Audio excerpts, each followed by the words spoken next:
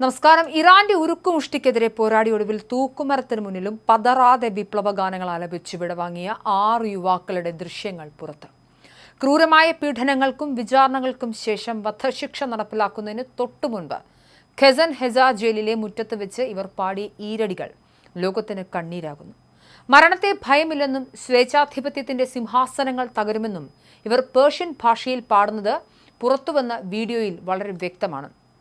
വഹീദ് ബാനിമേരിയൻ, ബാബക് അലിപൂർ, അബുൽ ഹസൻ മുൻതാസർ, പൂയ ഖൊബാദി, അലി അക്ബർ, ധനേഷ്ക്വർ, മുഹമ്മദ് തഖാവി എന്നിവരാണ് വധിക്കപ്പെട്ട 6 രാഷ്ട്രീയ തടവുകാർ.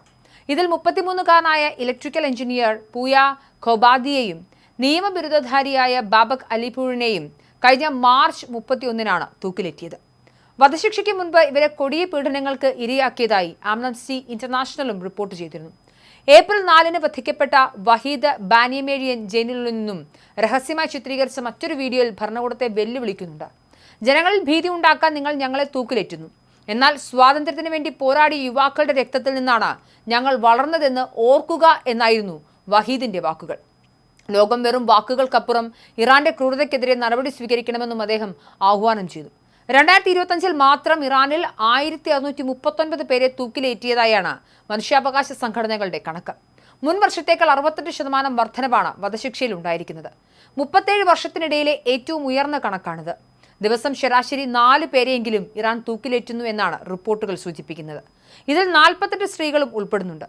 പ്രതിഷേധങ്ങളിൽ പങ്കെടുത്തതിന്റെ പേരിൽ 18 വയസ്സുള്ള അമീർ ഹുസൈൻ ഹത്താമി എന്ന സംഗീതജ്ഞനെയും ഈ മാസം തൂക്കിലേറ്റിയത് അന്താരാഷ്ട്ര തലത്തിൽ വലിയ പ്രതിഷേധത്തിന് കാരണമായി.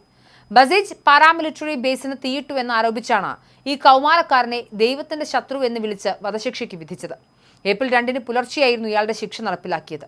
കുർദിഷ്, ബലൂച്ച് തുടങ്ങിയ ന്യൂനപക്ഷ വിഭാഗങ്ങളെയാണ് ഇറാൻ ഭരണകൂടം പ്രധാനമായും ലക്ഷ്യം വെക്കുന്നത്. തൂക്കിലേറ്റപ്പെടുന്നവരിൽ ഭൂരിഭാഗവും ഇത്തരം പാർശ്വവൽക്കരിക്കപ്പെട്ട വിഭാഗങ്ങളിൽ നിന്നുള്ളവരാണ്. ജനുവരിയിൽ നടന്ന സർക്കാർ വിരുദ്ധ പ്രക്ഷോഭങ്ങളിൽ പങ്കെടുത്ത 100 കണക്കിന് പേർ ഇപ്പോഴും വധശിക്ഷ കാത്ത് ജയിലുകളിൽ കഴിയുകയാണ്. മിക്കവാറും വധശിക്ഷകൾ ജയിലിനുള്ളിലാണ് നടക്കുന്നതെങ്കിലും ജനങ്ങളിൽ ഭീതി വിതയ്ക്കാനായി പൊതുമധ്യത്തിൽ തൂക്കിലേറ്റുന്ന രീതി ഇറാനിൽ വർദ്ധിച്ചു വരുന്നുണ്ട്. 2025-ൽ പൊതുമധ്യത്തിൽ നടന്ന വധശിക്ഷകൾ മുൻവർഷത്തെ അപേക്ഷിച്ച് 3 ഇരട്ടിയായി വർദ്ധിച്ചുവെന്നാണ് IHR റിപ്പോർട്ട് ചെയ്യുന്നത്. ഇറാന്റെ ഈ നടപടികൾ തകർന്നുകൊണ്ടിരിക്കുന്ന തങ്ങളുടെ ഭരണം നിലനിർത്താനുള്ള അവസാന ശ്രമമാണെന്ന് മനുഷ്യാവകാശ സംഘടനകൾ ആരോപിക്കുന്നു. യുദ്ധ സാഹചര്യം നിലനിൽക്കുമ്പോഴും പ്രതിഷേധക്കാരെ തുറങ്കിലടയ്ക്കാനും കൊലപ്പെടുത്താനും കാണിക്കുന്ന ആവേശം ഭരണകൂടത്തിന്റെ ഭയമാണ് വെളിപ്പെടുത്തുന്നതെന്നും നോർവേ ആസ്ഥാനമായുള്ള Iran human rights director Mahmood Amiry Moghaddam പറയുന്നു.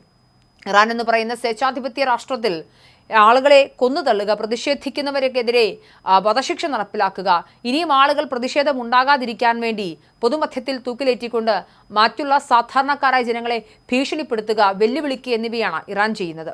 ഈ ഘട്ടത്തിലാണ് ഭരണകൂട മാറ്റം അല്ലെങ്കിൽ ജനാധിപത്യം കൊണ്ടുവരും എന്നടക്കമുള്ള വാഗ്ദാനങ്ങൾ നടത്തിക്കൊണ്ട് യുദ്ധം അമേരിക്ക ആരംഭിക്കുന്നത്. പക്ഷേ മാസം 1.5 കഴിഞ്ഞിട്ട് പോലും ഇതുവരെയും അത്തരമൊരു റെജീം ചേഞ്ചിന് പോലും അമേരിക്കയ്ക്ക് സാധിച്ചില്ല എന്നതാണ് ഇതിൻ്റെ മറ്റൊരു വശം.